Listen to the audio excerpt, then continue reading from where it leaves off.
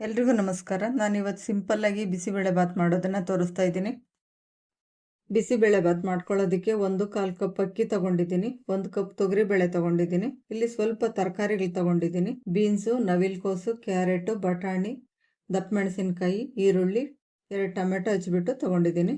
ಒಗ್ಗರಣೆ ಮಾಡ್ಕೊಳ್ಳೋದಕ್ಕೆ ಎಣ್ಣೆ, ತುಪ್ಪ, ಗೋಡಂಬಿ, ಸಾಸಿವೆ, ಕರಿಬೇವು, ಸ್ವಲ್ಪ ಅರಿಶಿನ, 1 ಸ್ಪೂನ್ ಖಾರದ ಪುಡಿ, 1 ಸ್ಪೂನ್ ಬೆಲ್ಲ, 2 ರಿಂದ 3 ಸ್ಪೂನಷ್ಟು ಬಿಸಿಬೇಳೆಬಾತ್ ಪುಡಿ, ಸ್ವಲ್ಪ ನಿಂಬೆಹಣ್ಣು ಗಾತ್ರದ ಹುಣಸೆಹಣ್ಣು ನೆನೆಸಿಬಿಟ್ಟು ಇಟ್ಕೊಂಡಿದ್ದೀನಿ. ರುಚಿಗೆ ಎಷ್ಟು ಬೇಕು ಅಷ್ಟು ಉಪ್ಪು ತಗೊಂಡಿದ್ದೀನಿ. ಬಿಸಿಬೇಳೆಬಾತ್ ಪುಡಿ ಮಾಡಿ ಇಟ್ಕೊಂಡಿದ್ದೀನಿ. ಒಂದು ಕುಕ್ಕರಲ್ಲಿ 6 ರಿಂದ 7 ಗ್ಲಾಸಷ್ಟು ನೀರು ಹಾಕ್ಕೊಳ್ಬೇಕು.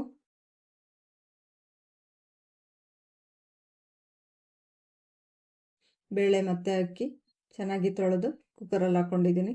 ಈಗ ತರಕಾರಿಗಳೆಲ್ಲ ಸೇರಿಸ್ಕೊಳ್ತೀನಿ.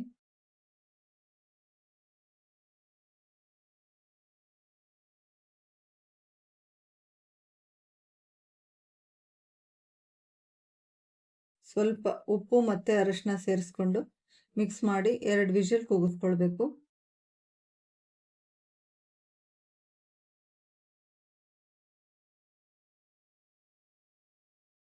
ಎರಡು ವಿಷಲ್ ಬಂದಾಗಿದೆ.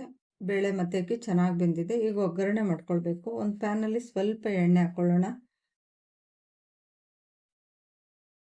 ಅದಕ್ಕೆ ಸಾಸಿವೆ, ಕರಿಬೇವು, ಈರುಳ್ಳಿ ಹಾಕ್ಕೊಂಡು ಸ್ವಲ್ಪ ಫ್ರೈ ಮಾಡ್ಕೊಳ್ಬೇಕು.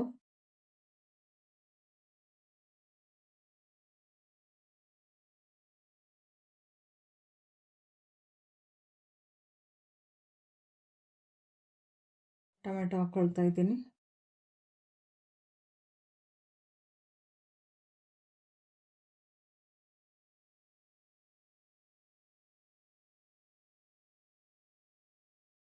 ದಪ್ಪ ಮೆಣಸಿನಕಾಯಿ, ಈರುಳ್ಳಿ, ಟೊಮೆಟೊ ಸ್ವಲ್ಪ ಸಾಫ್ಟ್ ಆಗಬೇಕು.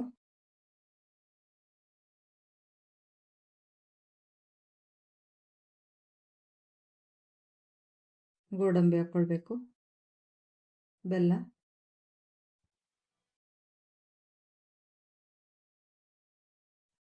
ಹುಣಸೆ ಹಣ್ಣಿನ ರಸ ಹಾಕ್ಕೊಳ್ತಾ ಇದ್ದೀನಿ. ಉಪ್ಪು ಬೇಯಿಸ್ಕೊಳ್ಳೋದಕ್ಕೆ ಹಾಕ್ಕೊಂಡಿದ್ದೆ, ನೋಡಿಕೊಂಡು ಉಪ್ಪು ಸೇರಿಸ್ಕೊಳ್ಬೇಕು.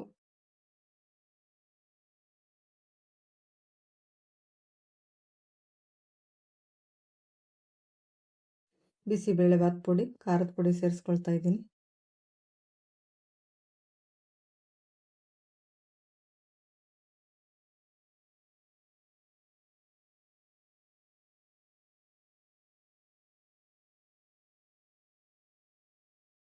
ರುಚಿಗೆ 1 ಸ್ಪೂನ್ ತುಪ್ಪ ಹಾಕ್ಕೊಳ್ತಾ ಇದ್ದೀನಿ.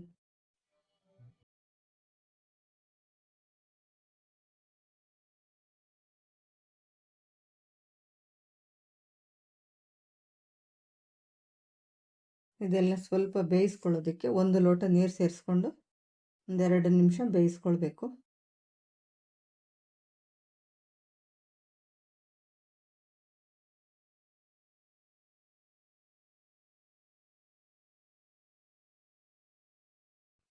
ಬೇಯಿಸ್ಕೊಂಡಿರೋ ಅಕ್ಕಿ, ಬೇಳೆ, ತರಕಾರಿ ಜೊತೆ ಮಿಕ್ಸ್ ಮಾಡ್ಕೊಳ್ಬೇಕು.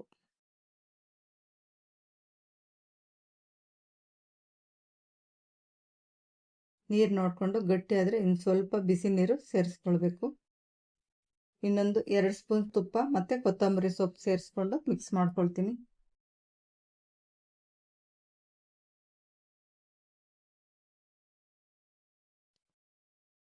ಪ್ಲೇಟ್ ಮುಚ್ಚಿ 2 ನಿಮಿಷ ಸಿಮ್ಮಲ್ಲಿ ಇಡಬೇಕು.